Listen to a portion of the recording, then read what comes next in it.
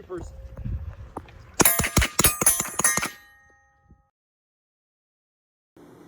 Alright, I'm making this video to show how I put together this complete night vision helmet setup for right around 450 bucks.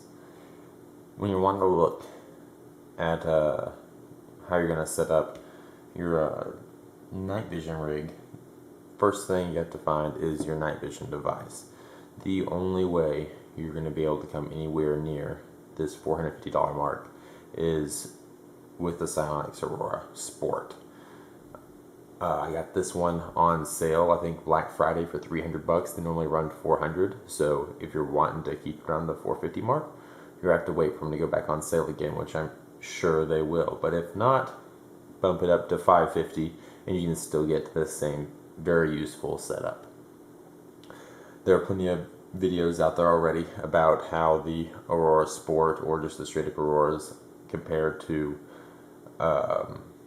real night vision, analog night vision, and the pros and cons associated with this, so I'll just skip over that. All this, I have that in another video already, so you can check that out and see specifically how to mount this camera to the helmet. So we've got the Silonix Aurora Sport, $300. Then we have this mount, got off eBay for around 20 bucks. For an IR illuminator, I got this one off of Amazon. It works fairly well for what I wanted it for. I wanted something to have a nice wide flood, so whenever I'm walking through the woods at night, if there's no moon out, I need a little bit of IR illumination just to be able to see where I'm going.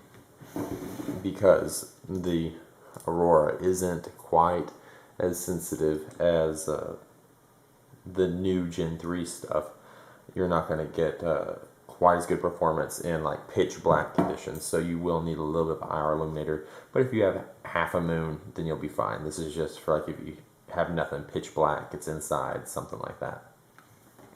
The helmet itself is just an FMA bump helmet. I went with the FMA opposed to some of the other ones because it has this shroud insert right here. So if the inside of this ever becomes chipped or broken out, I can get another insert and keep using the same helmet. Whereas some of the other bump helmets are completely molded in one piece, and if something were to break in here, I wouldn't be able to fix it. I just have to get a new helmet. This helmet runs around 65 bucks, and I think that's about as cheap as you should go. There are cheaper ones, but the cheaper ones don't have this adjustment system. This really fits your head really well, or at least it does mine. It gets it nice and snug. It holds around the base of your skull, so it's not going to be flopping around very much. It's definitely a good, stable head harness system inside of this. Now for the pouch on the back. I don't think this one... let's see, I think this might have been an FMA, but I tried looking it back up again and they were no longer available on eBay. So that picture I just tossed up, that's a really similar one. They look the same to me, but just has a different brand name on them. I'm sure they're nearly identical. And on the inside, it just has little loops for you to put batteries. And that's what I have in there. It's just batteries, and I ran the cord through for my muffs. I keep an extra pair of earplugs in there as well. Over the top of that, I have an IR flag patch. It's marketed as IR, although it will reflect white light also, but only if you hold the light right next to your eye. It's not like a bicycle reflector that'll shine light in all directions. It's only, I guess, if you have a headlamp on, it'll reflect it back to you. But if the light is not right next to your eye, it won't shine anything back.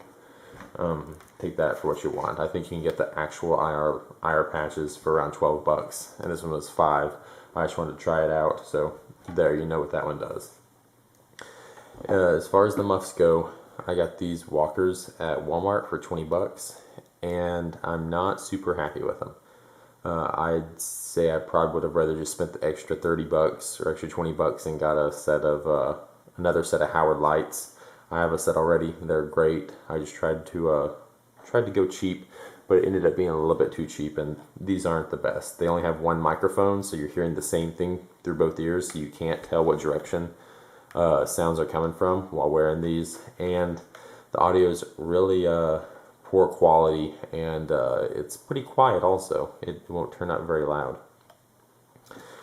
For the adapters here, I got these are FMAs also. You have to get specific ones for this rail on this helmet. That's one thing I'd say you may want to think about whenever you're getting, if you were to get this particular helmet versus getting a helmet that has an arc rail.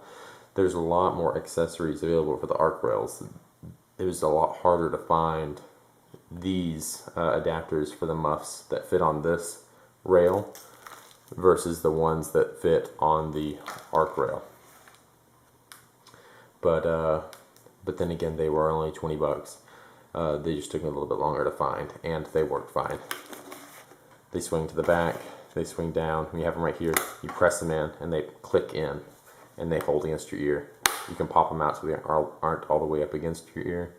You can keep them there, and then you can swing them back out of the way. So they do work pretty well.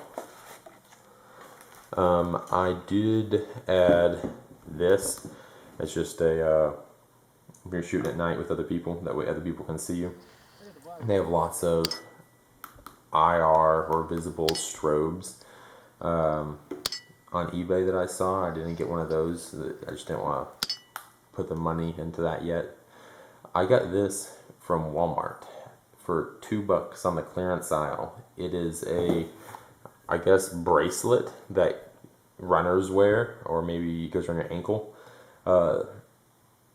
Either way, I just put Velcro on one side of it, took off the Velcro wristband, and stuck it to the back of my helmet.